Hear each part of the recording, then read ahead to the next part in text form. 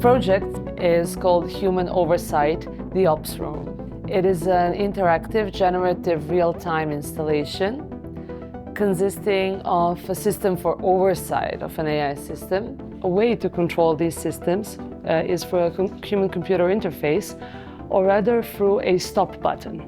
With this work, we are aiming to open a social negotiation of possibilities of understanding how these systems operate, who do they operate for, and how can they help improve our society rather than society becoming subservient to the systems above us.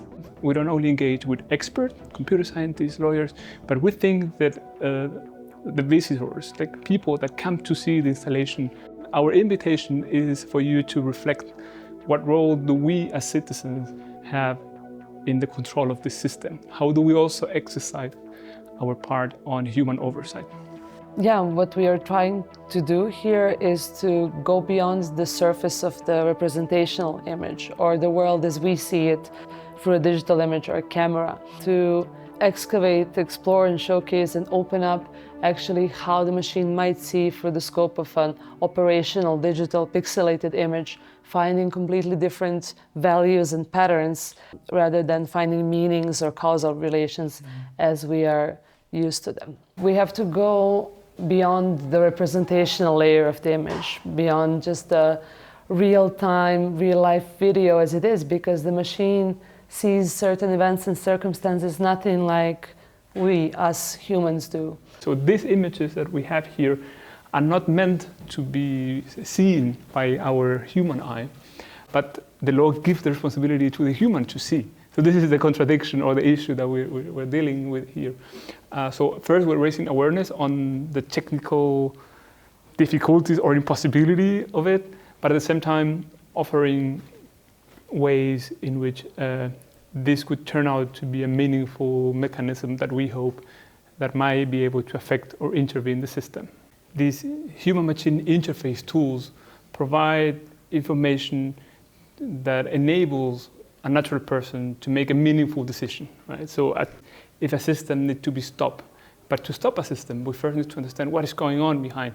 So what we're trying to visualize here is how these AI operations can be presented in a way that of what they are, abstraction, but then if we intervene the system, we might understand better what is really going on behind.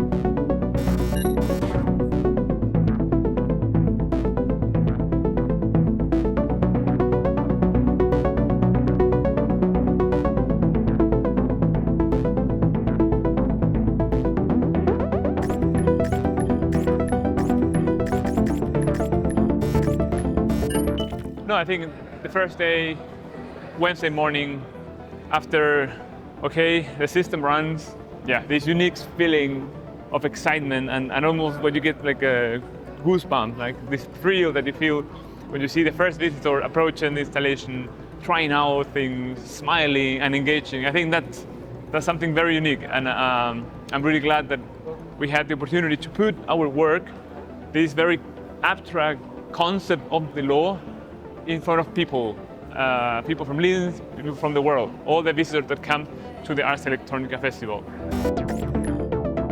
I noticed when you're pressing different types of buttons, not just for the installations, but in life, that you are always connected with that sound of pressing and something that invites you, hey, I would like to do that. So I would like to see that interaction and reaction of people.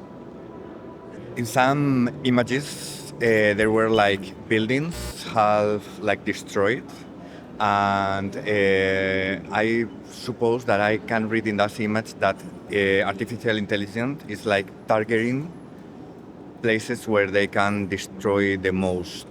So I pushed the button in that moment. I found it very interesting and hard to resist a big red button. For me, it's important to know when to stop, when to just press the stop button and just, let's not take more hobbies, let's take a free day and just reset. I literally pressed the button because these two guys were pressing it aggressively, and then I thought, aha, it's funny, I want to jump into the experience. I think my personal stop button needs to be pushed when I feel overwhelmed by the media, by material that I consume through social media, but also through news, for example. And sometimes I have the impression that it's too much, and then I would love to have a button like that. That buttons could represent that of atom bombs. Yeah. Yeah, these consequences start to go in my brain after your question. So, oh, terrible. At this moment in our cyborg evolution, to press a button is something inherent, it's something natural, to human beings and even some animals that lives in very urbanized context. Then if I see a button, what I want to do is to press it. For me, the stop button is the last illusion of governmentality the modern state has. In a subjective way, the stop button stops my desire, of being pleased by the system. This is for me, and remembers me Jenny Holzer idea of protect me from what I want.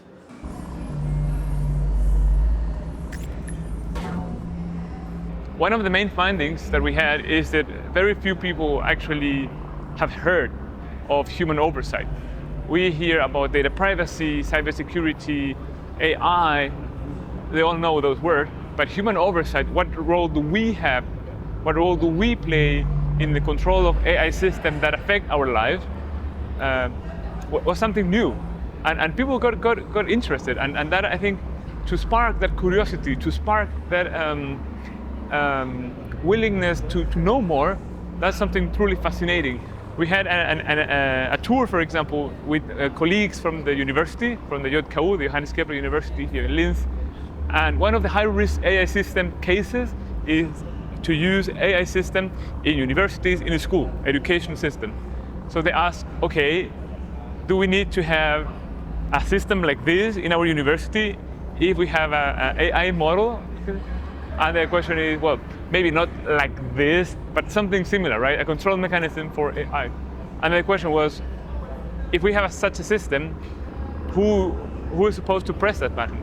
So all these conversations that we envisioned while we were preparing the installation, they actually happened. And I think people left the installation with the feeling that there is more to do about the AI, rather than thinking, is it gonna replace us or not?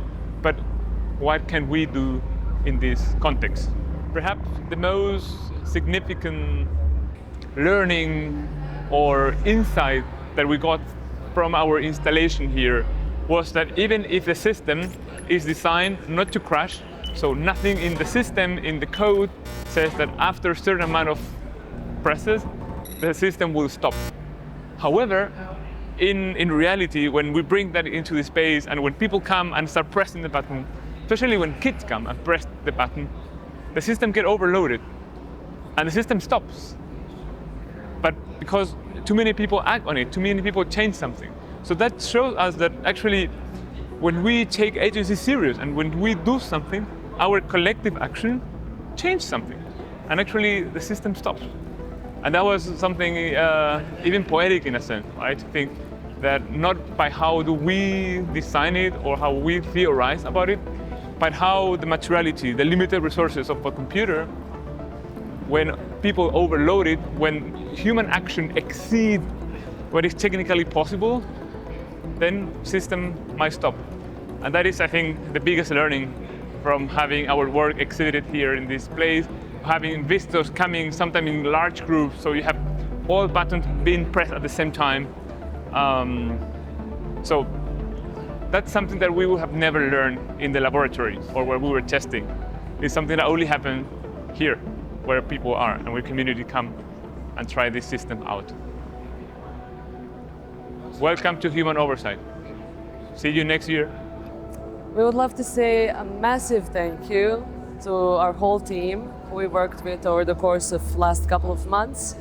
It's gonna feel sad to wrap this up, this installation, but it is to be continued.